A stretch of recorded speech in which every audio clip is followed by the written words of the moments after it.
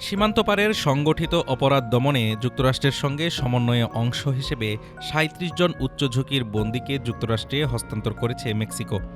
মঙ্গলবার এই অভিযানটি পরিচালিত হয়, যাকে কর্তৃপক্ষ হাই ইম্প্যাক্ট অপারেশন হিসেবে বর্ণনা করেছে। হস্তান্তরকৃতদের বেশিরভাগই মেক্সিকোর কুখ্যাত উচ্চ নিরাপত্তার কারাগার এল আল্টিপ্লানোতে বন্দী ছিলেন।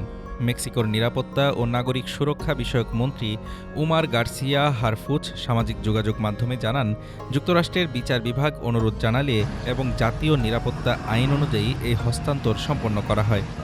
দুই দেশের চুক্তি অনুযায়ী যুক্তরাষ্ট্রে বিচার প্রক্রিয়ার এসব বন্দীর বিরুদ্ধে মৃত্যুদণ্ড প্রয়োগ করা হবে না।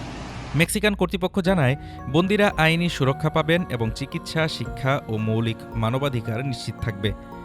7টি সামরিক বিমানে করে বন্দীদের Washington, Houston, New York, Pennsylvania, San Antonio ও সান ডিয়েগোতে পাঠানো হয়।